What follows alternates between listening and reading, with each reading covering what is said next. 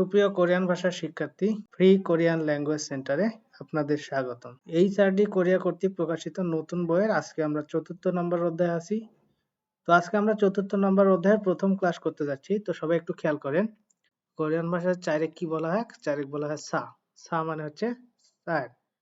এই ৪ নম্বর অধ্যায়ে কি বলছে? বলছে থংজাক। এই থংজাক শব্দের অর্থ কি? থংজাক শব্দের অর্থ কর্ম বা ক্রিয়া।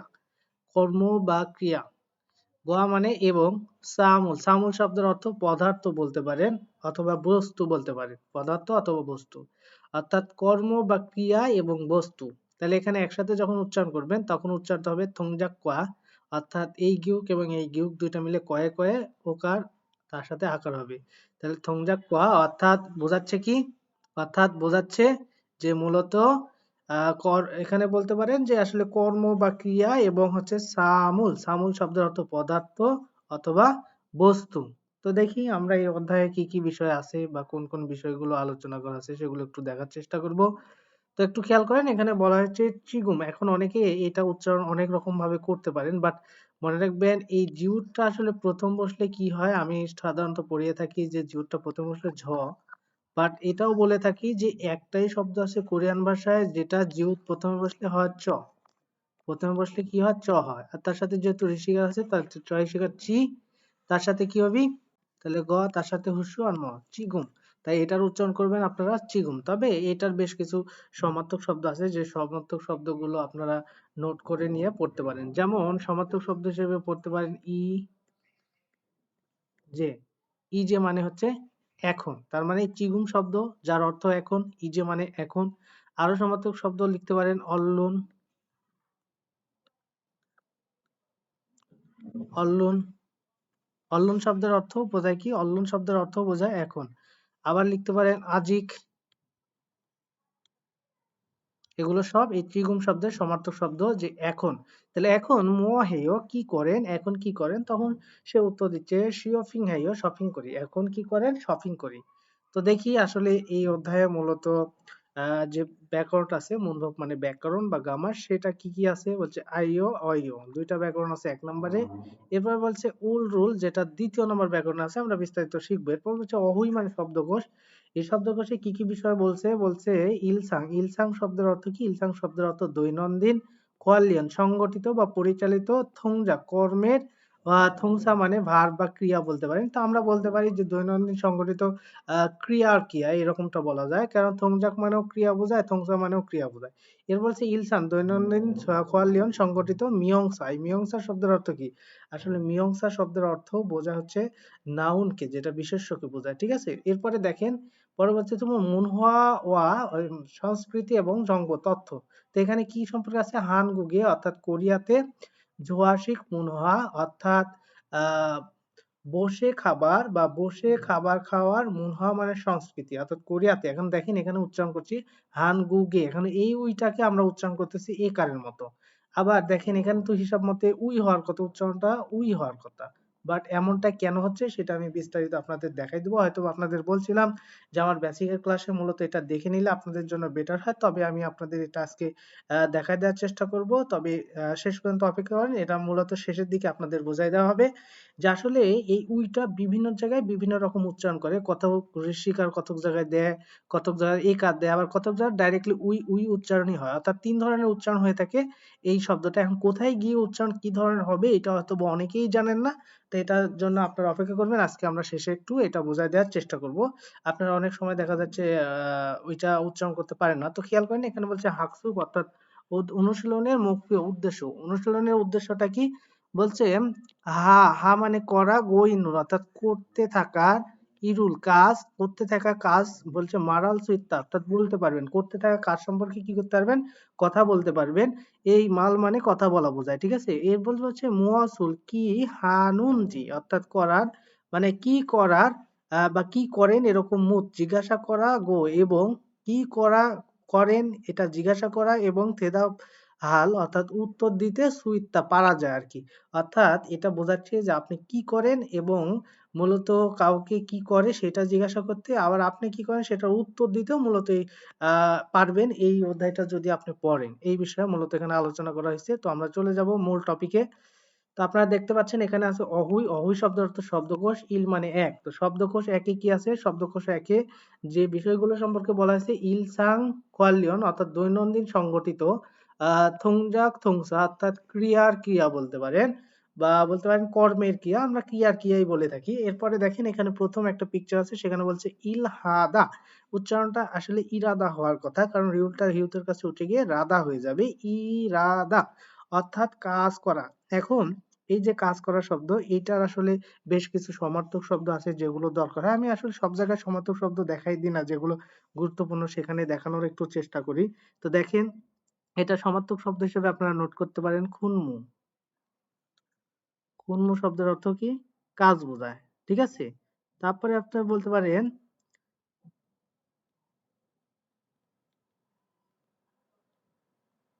ঝাগপ। এটার অর্থ কি বোঝায়? এটার অর্থ মূলত কাজ বোঝায়। আপনারা নোট করে পড়তে পারেন। এরপরে দেখেন এখানে বলছে খংবুয়াদা অধ্যয়ন করা। উন্দংহাদা মানে কি? ব্যায়াম করা। অর্থাৎ ইনি হচ্ছে কি করতেছেন? ব্যায়াম করতেছেন। উন্দংহাদা শব্দের অর্থ কি? উন্দংহাদা শব্দের অর্থ মূলত বোঝায় যে আসলে ব্যায়াম করা। এরপরে কি বলছে একটু খেয়াল করেন। এখানে বলছে ঝনওয়া আদা মানে কি? ফোন করা। অর্থাৎ ফোনে হয়তো বা কথা বলতেছেন এরকম। তবে এই যে ফোন করা এটা বোঝাচ্ছে। তবে ফোনে কথা বলা অবস্থায় একটা খুব গুরুত্বপূর্ণ শব্দ আছে যেটা আপনাদের নোট করে পড়া উচিত। ঠিক আছে? সেটা আমি একটু নোট করে দিচ্ছি। থং ওয়া। থংহোয়া উচ্চারণ করার কথা, বাট ইয়ং বাচ্চামের পরে ইউ থাকলে ইউতের উচ্চারণটা সাইলেন্ট হয়ে যায়। থংহোয়া। থংহোয়া অর্থাৎ এটা ফোনে কথা বলা অবস্থায় থাকা বা ফোনে কথা বলা অবস্থান বোঝায়। ঠিক আছে?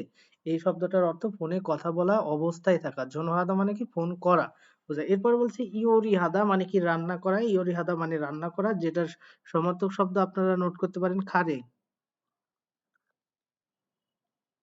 খারে মানে কি? রান্না করা। তারপরে ঝুড়ি। ঝুড়ি মানেও রান্না করা অর্থ প্রকাশ করে। এরপরে আপনারা একটু খেয়াল করে দেখেন এখানে কি বলছে। এখানে বলছে সিওফিং হাদা মানে শপিং করা। সিওফিং মানে কি? শপিং অর্থাৎ শপিং করতেছে। এই শপিং করা বা এইটাকে আপনারা আবার আরেকটা শব্দ বলতে পারেন, সেটা হচ্ছে এটা খুব গুরুত্বপূর্ণ, যদিও শব্দের সাথে আসলে পিকচারে তেমনটা মিল নাই। আপনারা বলতে পারেন ঝাঙুল। এই ঝাঙুল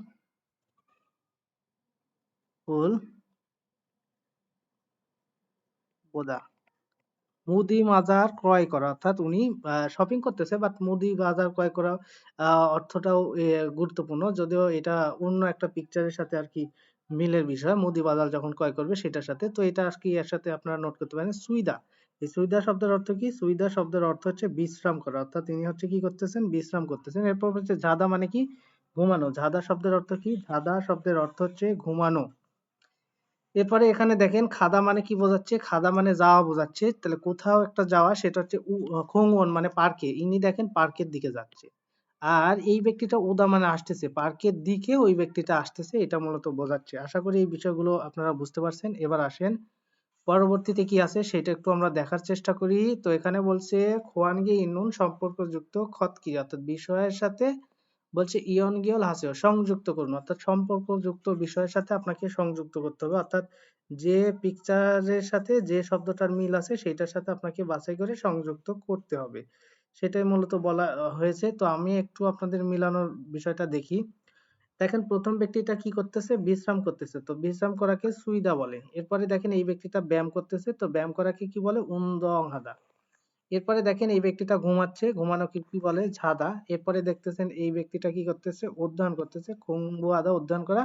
আর ইনি রান্না করতেছেন ইয়োরি হাদা। আশা করি সবগুলো বিষয় বুঝতে পারছেন। এভাবে আপনারা নিজেরা ট্রাই করবেন। ওখানে যদি শব্দকোষটা ঠিকঠাক পড়া থাকে, পিকচার গুলো পড়া থাকে, ওগুলো আপনাদের জন্য একদম সহজ হয়। এবার আসেন আমরা ৪ নম্বর অধ্যায়ে ১ নম্বর যে মূলপদ ব্যাকরণে আছি, ব্যাকরণ নাম্বার ইল মানে ১। ১ নম্বর ব্যাকরণে আমরা দেখতে পাচ্ছি আইও, অইও। এর সাথে আরেকটা যুক্ত করে দেবেন হেইও। ৩ টা যুক্ত করে একসাথে পড়বেন, আপনাদের জন্য সবচাইতে বেটার হবে। এবার আসেন এই ৩ টা দ্বারা কি বোঝায়? এই ৩ টা দ্বারা আসলে প্রেজেন্ট টেন্স বোঝায়। আপনারা অনেকে হয়তোবা টেন্স সম্পর্কে অনেক কনফিউশন আছেন, তাই আমি টেন্সটা একদম শর্টকাটে শিখিয়ে দেওয়ার চেষ্টা করতেছি। যদি একটা লাইনের বা একটা শব্দের শেষ অংশে গিয়ে, এন্ডিং অংশে গিয়ে যদি দেখেন যে বাথরুমে কি আছে? সাংসিয়ত আছে, তাহলে সেক্ষেত্রে সেটা হবে পাস্ট টেন্স। খেয়াল করেন। যদি দেখেন রিউল আছে, তাহলে সেক্ষেত্রে হবে সেটা ফিউচার। বাকি সবগুলো কি হবে? বাকি সবগুলো হবে প্রেজেন্ট। তাহলে সেই অনুযায়ী একটু খেয়াল করেন তো, এগুলো তো একটা এন্ডিং অংশ। তো এন্ডিং অংশে কি আছে? আইও, অইও, হেইও। তাহলে এটা কি সাংসারিক আছে? না। তাহলে পাস্ট টেন্স হচ্ছে না। তাহলে কি রিউল আছে? না। তাহলে এটা ফিউচার টেন্স হচ্ছে না। তাহলে বাকি সবগুলো কি? Present tense. তার মানে এই জিনিসগুলো থাকলে আপনারা প্রেজেন্ট টেন্স ধরে নিবেন। যদিও টেন্সের ক্লাস অনেক বিস্তারিত, তবে আপনারা এই ট্রিক্স অনুযায়ী কোথাও গিয়ে আটকাবেন না। যেকোনো একটা সেন্টেন্স দেখার সাথে সাথে আপনারা বলে দিতে পারবেন। তবে কিছু ক্ষেত্রে একটু সাংসারিক থাকলে ব্যতিক্রম ঘটে, সেগুলো আমি দেখাই দেব যখন পাবো। তবে আপনারা কিন্তু সবগুলোর ক্ষেত্রেই অন্তত এইটা নির্ধারণ করতে পারবেন যে আসলে এই সেন্টেন্সটা কোন টেন্সে আছে, প্রেজেন্ট টেন্স, পাস্ট টেন্স না ফিউচার টেন্স। আবার বলতেছি, যদি এন্ডিং অংশের বাচ্চিমী সাংসিক থাকে তাহলে সেটা পাস্ট টেন্স, যদি রিউল থাকে সেক্ষেত্রে ফিউচার টেন্স, আর যদি এই দুইটার কোনোটাই না থাকে, অন্য কিছু থাকে, সেক্ষেত্রে সেটা আমরা প্রেজেন্ট টেন্স হিসেবে ধরে নিব। আশা করি বিষয়টা বুঝতে পারছেন। আসেন এবার এই আইও, অইও, হেইও যেটা আছে এর মধ্যে হাদা ভার্বের জন্য হেইওটা একদম ফিক্সড। হাদা ভার্ব বলতে কি বোঝায়? যে শব্দগুলোর সাথে হাদা শব্দ থাকে। যেমন এখানে উদাহরণস্বরূপ যদি আপনি দেখেন যে খংবু হাদা, এই যে খংবু হাদা শব্দের সাথে দেখেন হাদা আছে।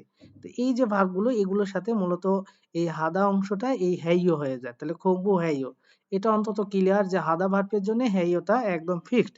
বাকি কি থাকে? আইও আর অইও। এখন বিষয় হচ্ছে এইটা কখন কিভাবে বসে। তো খেয়াল করেন যে যদি আ অথবা ও থাকে সেক্ষেত্রে হয় আইও, আর বাকি আপনারা চিন্তা করবেন হাদা ভার্বের জন্য হ্যাইও, আর বাকি সব ক্ষেত্রে হবে অইও। যদিও না পড়েন সমস্যা নেই, শুধু মনে রাখবেন কি হাদা ভার্বের জন্য তো হাদা ভার্বেরটা ফিক্সড হ্যাইও, আর আ অথবা যদি ও থাকে সেক্ষেত্রে হবে আইও, বাকি সব ক্ষেত্রে হবে অইও। যদিও মনে রাখতে চান তাহলে পড়তে পারেন অ, উ, ই। ঠিক আছে? তো এখন একটা জিনিস খেয়াল করেন আপনারা যে আসলে এইটা তো ঠিক আছে, আ বা ও থাকলে আমরা বসাবো আইও, কিন্তু কখন, কোথায়, কিভাবে থাকলে। তো দেখেন যে কোনো একটা ভার্বের সর্বশেষ স্বরবর্ণটা যদি আ অথবা ও হয় সেক্ষেত্রে এটা বসাবেন। তো দেখি এখানে যে ঝাদাটা আছে একটু খেয়াল করেন, ঝাদা। এখন যে কোনো একটা ভার্বের এই দাটা কি হয়ে যায়? ভ্যানিশ হয়ে যায়, বাদ হয়ে যায়। এটা বাদ হওয়ার পরে দেখেন সর্বশেষ স্বরবর্ণটা কি আছে? আ আছে না? তাহলে দেখেন সর্বশেষ স্বরবর্ণ আ থাকে, ঝা। এখন এইটার সাথে তাহলে আপনি কোনটা লাগাবেন? এই যে বলা হয়েছে আ অথবা ও থাকলে আপনি আইও লাগাবেন। তাহলে আপনি সেই অনুযায়ী এখানে লাগাবেন আইও। ঠিক আছে? এই হচ্ছে নিয়ম। এখন কথা হচ্ছে যদি দেখেন যে আপনার বর্ণের সাথেও সর্বশেষ স্বরবর্ণ যেটা আছে এবং গ্রামাটিক্যালও যেটা আছে দুইটা যদি একই হয় একটা ব্যবহার করবেন। তাহলে যেহেতু দুইটা একই, তাই আপনি এখানে একটা ব্যবহার করবেন আর তার সাথে লাস্টের অংশ ইও। যাই হোক, এভাবে মূলত বসানোর নিয়ম। আমি আবারও বলতেছি, যে কোনো একটা ভার্বের আচ্ছা, ভার্ব বলতে কি বোঝায়? যেটার সাথে দা থাকে দ্বিগু আকার সেটাই ভার্ব বোঝায়। ঠিক আছে? এখন এই ভার্ব যুক্তটার সাথে দ্বিগু আকার তো বাদ দিয়ে দিতে হয়। দেওয়ার পরে বাকি যেটা থাকে সেটা সর্বশেষ স্বরবর্ণটা কি? সর্বশেষ স্বরবর্ণটা যদি আ অথবা ও হয় সেক্ষেত্রে আপনি কি করবেন? আইও বসাবেন। আর হাদা ভার্বের জন্য হ্যাইও, আর বাকি সবার ক্ষেত্রে অইও। এখন যদি আপনি মনে রাখতে চান তাহলে আপনি মনে রাখতে পারেন সর্বশেষ স্বরবর্ণ অ, উ বা ই হলে সেক্ষেত্রে অইও বসাবো। এটাও করতে পারেন। আমরা আরো উদাহরণ দেখব, বিষয়টা ক্লিয়ার হবেন। আমি আবারও বলতেছি, যদি দেখেন কোনো একটা সেন্টেন্সের মধ্যে এন্ডিং অংশে গিয়ে বাথরুমের সাংস্কৃত আছে সেক্ষেত্রে সেটা পাস্ট টেন্স। এই যে খেয়াল করেন বাথরুমের সাংস্কৃত আছে পাস্ট টেন্স, যদি রিউল থাকে ফিউচার টেন্স, এই দুইটার কোনোটা না থাকলে প্রেজেন্ট টেন্স। তাহলে সেই অনুযায়ী তাহলে একটু খেয়াল করব আমরা এর পরবর্তী ট্রিক্স গুলোতে যে আসলে ধরতে পারি কিনা। এখন কথা হচ্ছে কখন আইও, কখন হেইও, আর কখন অইও বসাবো। আসলে হেইও হাদা ভার্বের জন্য ফিক্স, সেটা নিয়ে আর আমরা কথা বলবো না। এরপরে আইও যে শব্দটা আছে সেটা সাধারণত আ অথবা ও থাকলে, কখন থাকলে? কোনো একটা শব্দের সর্বশেষ স্বরবর্ণ, অর্থাৎ ভার্বের সর্বশেষ স্বরবর্ণ অর্থাৎ দ্বিগুতাকার বাদ দেওয়ার পরে সর্বশেষ স্বরবর্ণ যেটা থাকবে সেটার উপর ডিপেন্ড করে আইও অইও বসবে। তো যদি আ হয় বা ও হয়, এই দুইটার মধ্যে যেটাই হোক আমাদের আইও বসাতে হবে, বাকি সব ক্ষেত্রে অইও। ঠিক আছে? তো সেই অনুযায়ী দেখেন ঝাদা ভাবটা আমি ক্লিয়ার করলাম। তো এখান থেকে যদি সুইদা বাছাই করেন তাহলে দ্বিগুত আকার বাদ দেন তাহলে সর্বশেষ স্বরবর্ণ কি দ্বারা? ই। তাহলে ই যদি দাঁড়ায় তাহলে দেখেন আমাদের কথা ছিল আ বা ও হলে আইও, বাকি সব ক্ষেত্রে অইও। তাহলে এটা বাকির মধ্যে পড়ে। আবার যদি মনে রাখতে চান এই দুই তিনটাও মনে রাখতে পারেন।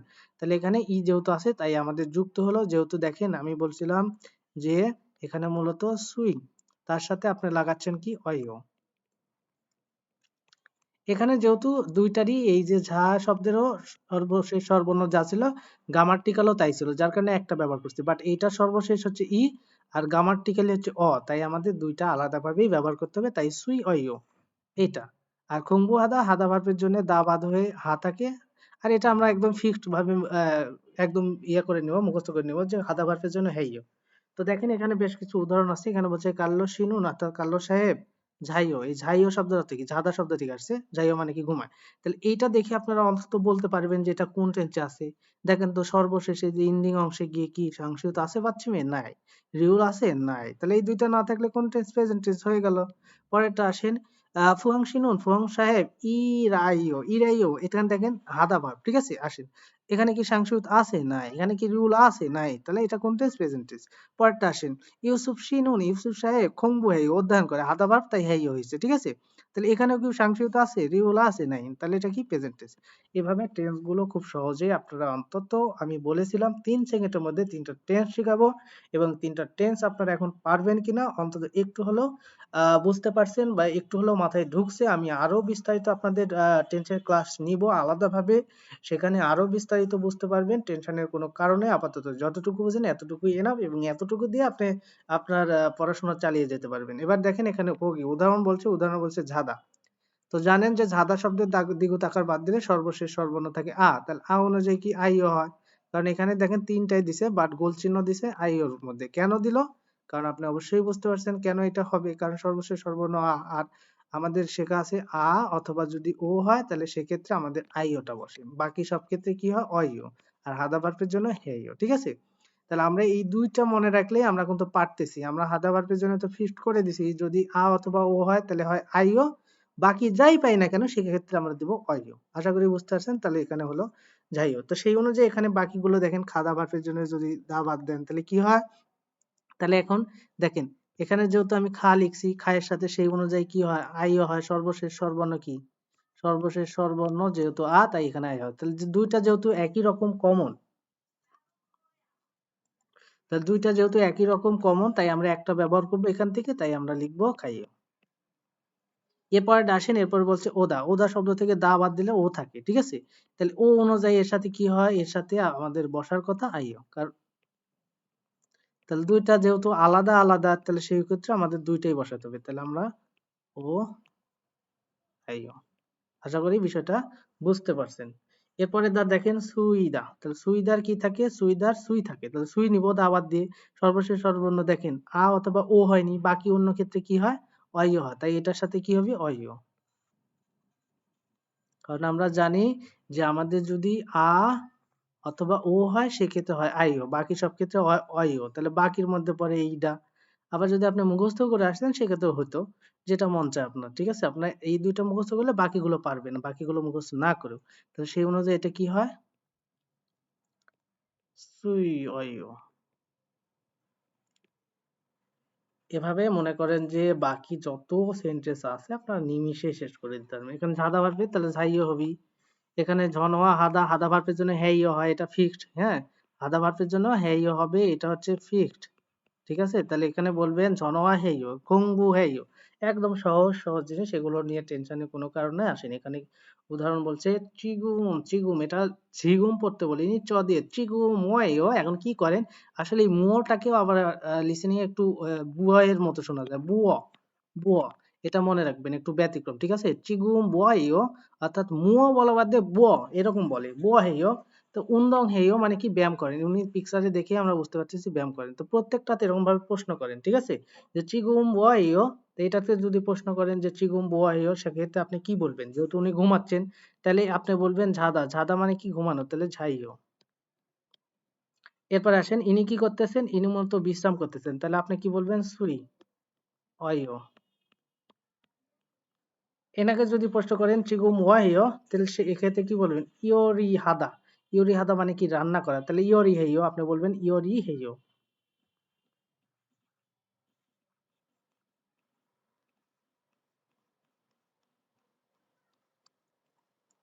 এরপরে ইনি কি করতেছেন ইনি পরে কথা বলছেন ঝনোয়া হাদা তাহলে ঝনোয়া হেইও তাহলে বাকিগুলো আপনারা পারবেন ইনশাল্লাহ শুধু পিকচার গুলো ভালো করে পড়লে আর গ্রামারটা মাথায় ঢুকলে আর কোনো টেনশন নেই আসেন এবার আমরা চতুর্থ নম্বর অধ্যায়ে ১ নম্বর কথোপকথনে আসি হওয়া মানে আলোচনা কথোপকথন কনভারসেশন ঠিক আছে ১ নম্বর তো ১ নম্বর কথোপকথনে আসি সেখানে কি বলতেছে জিনসু একজন ব্যক্তি তিনি বলছে তারা শিনুন তারা সাহেব বুয়াইও অর্থাৎ কি করেন সেক্ষেত্রে ফুয়াং বলতেছে তারা শিনুন তারা সাহেব ইয়োরি হেয় রান্না করেন তারা সাহেব কি করেন? তখন ফুয়ং উত্তর দিচ্ছে তারা সাহেব রান্না করতেছে। এরপর বলছে নিচ্ছানান শিনুন, নিচ্ছানান শীত, নিচ্ছানান সাহেবও ইয়োরি হেইও রান্না করতেছে। বলছে নিচ্ছানান সাহেব কি রান্না করতেছে? তখন বলছে আনিও না নিচ্ছানান শিনুন, নিচ্ছানান সাহেব উনদং হেইও ব্যায়াম করতেছে। নিচ্ছানান সাহেব কি করতেছে? ব্যায়াম ব্যায়াম করতেছে। ঠিক আছে? তাহলে এখানে তারা সাহেব কি করতেছে? তখন বলতেছে তারা সাহেব ইয়োরি হেইও, ইনার নাম হচ্ছে তারা, উনি রান্না করতেছেন। ইনার নাম হচ্ছে নিচ্ছানান, ইনি ব্যায়াম করতেছেন। তো আমরা এটা লিসেনিং এ দেখবো এবং লিসেনিং এ কিভাবে বলে ভেঙে ভেঙে বোঝাই দেওয়ার আপনাদের চেষ্টা করব। খেয়াল করেন। 다라 씨는 뭐 해요? তারা শিনুন মুয়াহিও, কি করেন? তারা সাহেব কি করেন? 다라 씨는 요리해요. তারা শিনুন ইয়োরি হেইও, তারা সাহেব রান্না করে। 이찬한 씨도 요리해요. নিচ্ছানান সিদো, নিচ্ছানান সাহেবও ইয়োরি হেইও রান্না করেন। 아니요. আনিও না 이찬한 씨는 নিচ্ছানান শিনুন, নিচ্ছানান সাহেব 운동해요. উন্দং হেইও ব্যায়াম করে। আশা করি আপনারা লিসেনিংটা খুব সুন্দরভাবে বুঝতে পারছেন। এভাবে লিসেনিং গুলো মিলাবেন এবং লিসেনিংটা আপনারা কি করবেন? না দেখে শুনবেন। না দেখে শুনে বাংলার তারা যখন বলবে সেটার সাথে সাথে আপনি ট্রান্সলেট করতে পারতেছেন কিনা সেটা একটু চিন্তা করবেন। এরপরে আসেন, এখানে প্রশ্ন করছে, বলছে তারা শিনুন মুয়াহিও, তারা সাহেব কি করে? তো তারা সাহেব কি করে আপনি তো দেখলেন যে রান্না করতেছে। তাহলে তারা শিনুন ইয়োরি হেইও রান্না করে। এরপরে বলতে পারেন নিচ্ছানান শিনুন, নিচ্ছানান সাহেব উন্দং হেইও ব্যায়াম করে। তাহলে নিচ্ছানান সাহেব তো ব্যায়াম করতেছিল, তখন আপনি বলবেন নে হ্যাঁ নিচ্ছানান শিনুন উন্দং হেইও। নে, এই যেহেতু উনি ব্যায়াম করতেছে তাই বলবেন নে হ্যাঁ নিচ্ছানান সাহেব ব্যায়াম করতেছে। ঠিক আছে? প্রশ্নের উত্তরটা এভাবে দিবেন। কিন্তু আগেরটা কিন্তু প্রশ্ন এরকম ছিল যে নিচ্ছানন সাহেব কি রান্না করতেছেন? যেহেতু ওর কাজের সাথে মিল ছিল না তাই প্রথমে আনিও না বলে তারপরে বলছেন সঠিকটা। কিন্তু এবার যেটা প্রশ্ন করছে সেটা হচ্ছে সঠিকটাই প্রশ্ন করছে, তাই আমরা হ্যাঁ বলে সঠিকটা আবার উল্লেখ করে দেব। যদিও বলতাম যে হ্যাঁ তাহলেও উত্তর হয়ে যেত, বাট আমরা আরো স্ট্যান্ডার্ড মানে উত্তর দেওয়ার চেষ্টা করছি। এবার আসেন এখানে কি বলছে। এখানে মূলত এই দুই ব্যক্তি সম্পর্কে একটা উদাহরণ দিয়ে দিছে, খুংবুহাদা অধ্যয়ন করা, ইরাদা মানে কাজ করা। তো এখানে বলছে ইউজিন শুনুন, ইউজিন সাহেব মুয়াইও অর্থাৎ কি করে, ইউজিন সাহেবটা কি করে। তো এখানে দিয়ে দেওয়া আছে কি করে। ঠিক আছে? বলছে ইউজিন শুনুন খংবু হ্যাই অধ্যয়ন করে। তো দেখেন খুংবু হাদা থেকে হাদা ভার্ব হ্যাইও হয়ে গেল, খুংবু হ্যাইও অধ্যয়ন করেন।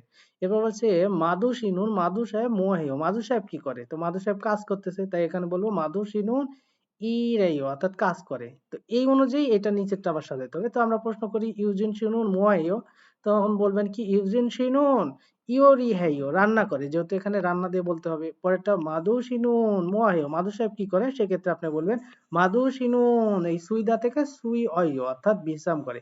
সুইদার সাথে আমাদের অইও ব্যাকরণটা বসে, তাই আমরা বলবো সুই অইও। আশা করি বিষয়টা বুঝতে পারছেন। এবার আসেন এই যে উচ্চারণ, যেটা আপনারা অনেকেই জানেন না, অনেকেই পারেন না, অনেকের কনফিউশন।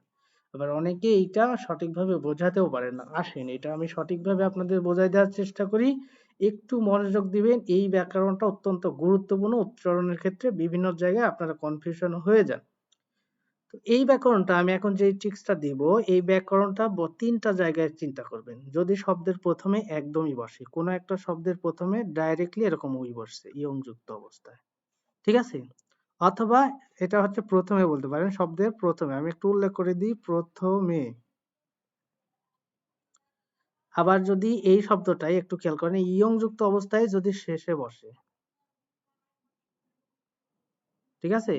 আর যদি আমরা দেখি ইয়ং যুক্ত বাদে, অর্থাৎ ইয়ং যুক্ত বাদে অন্য কোনো বর্ণের সাথে বসে, এই উইটা ধরেন উই এর উপরে কোনো একটা বর্ণ থাকবে, ঠিক আছে?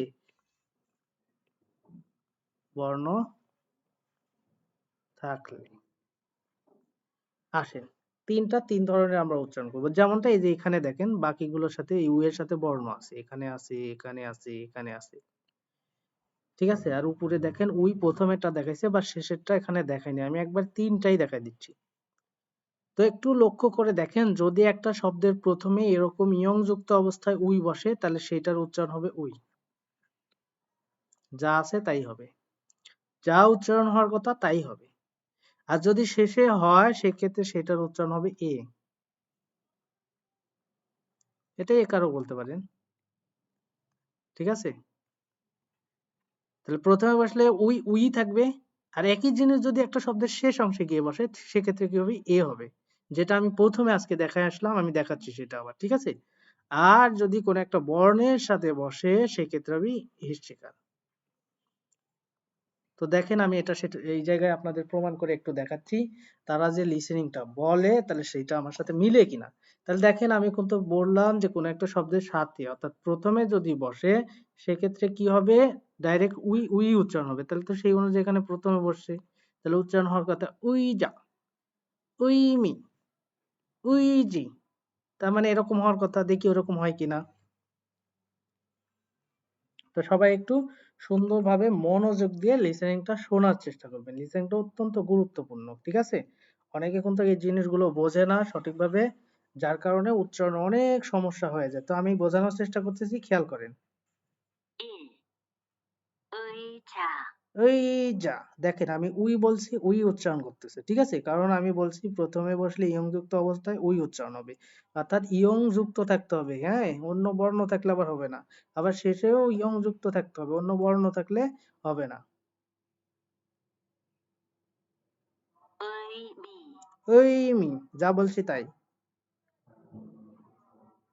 의지, ওই জি, যা বলছি তাই। এবার আসেন, যেহেতু বললাম যে প্রথমে ইয়ং যুক্ত অবস্থায় বসলে উই হয় আর শেষে বসলে এ হয়, আর যদি এর সাথে কোনো বর্ণ বসে সেক্ষেত্রে ঋষিকার উচ্চারণ হয়। তাহলে এখানে কি হবে, হয়সিকারে হি হওয়ার কথা, কিন্তু হয়সু আসে হুই। একটু খেয়াল করে দেখেন এটার উচ্চারণটা কি হওয়ার কথা, এটার উচ্চারণটা কি এরকম হওয়ার কথা না? এখানে কি আছে, হুই মাং। উচ্চারণ কথা হওয়ার কথা হয়সু রস্বই হুই, ময়াকার অনুস্বর মাং, কিন্তু এটার উচ্চারণ হবে হিমাং, হয়সিকারে হি ময়াকারে মা অনুস্বর হিমাং। তো দেখেন আসলে কিভাবে উচ্চারিত হচ্ছে। তো আমি বললাম যে ইউ এর সাথে যদি কোনো বর্ণ থাকে সেটা যেখানেই বসুক হৃস্বইকার উচ্চারিত হয়, খেয়াল করেন। 이, 희망, হিমাং হওয়ার কথা হুইমাং, কিন্তু হচ্ছে হিমাং। পরেরটা বলছে, এখানে দেখেন হিনসেক, এটা উচ্চারণ করবে, বাট হওয়ার কথা ছিল কি হুইনসেক, এটা হওয়ার কথা ছিল, বাট এটা হবে না। দেখেন 흰색, হিনসেক অর্থাৎ ঋষিকার ধরতেছে, খেয়াল করেন। পরেরটা খেয়াল করেন, হওয়ার কথা কি তুই অসুগি, তুই অসুগি, কিন্তু এখানে হবে তি অসিকি, 띄어쓰기, তিয়াসুগি। আশা করি এই উচ্চারণ আপনাদের আর কখনো ভুল হবে না। আমি আরেকবার বলে দিচ্ছি, যদি একটা শব্দের প্রথমে ইয়ং যুক্ত অবস্থায় উইকে দেখেন সেটার উচ্চারণ যা হওয়ার কথা অর্থাৎ উই হওয়ার কথা, সে উই উচ্চারণ করবেন। বাট এইটাই যদি শব্দের শেষে থাকে ইয়ং যুক্ত অবস্থায়, তাহলে সেক্ষেত্রে সেটার উচ্চারণ করবেন এ কারের মতো। আর যদি এটার সাথে কোনো একটা বর্ণ যুক্ত হয়ে বসে সেটা প্রথমে যেখানে হোক, তাহলে সেক্ষেত্রে উচ্চারণ করবেন ঋষিকার। আশা করি আর কোনো কনফিউশন নাই। আশা করি আজকের ক্লাস থেকে আপনারা যথেষ্ট পরিমাণে তথ্য পেয়েছেন।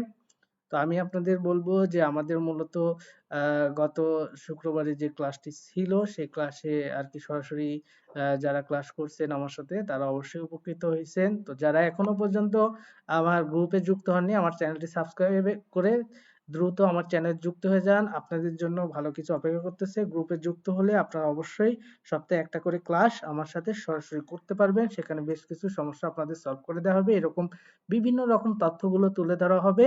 তো যারা এখনো পর্যন্ত জয়েন করেননি দ্রুত জয়েন হয়ে যান এবং আমার চ্যানেলের সাথে থাকবেন, চ্যানেলটি সাবস্ক্রাইব করে রাখবেন, পাশে থাকা বেল আইকনটি অবশ্যই প্রেস করবেন যাতে আমি যে কোনো ভিডিও আপলোড করার সাথে সাথে আপনি জানতে পারেন। তো আজকের মতো এই পর্যন্তই, সবাই ভালো থাকবেন, সুস্থ থাকবেন, খোদা হাফেজ।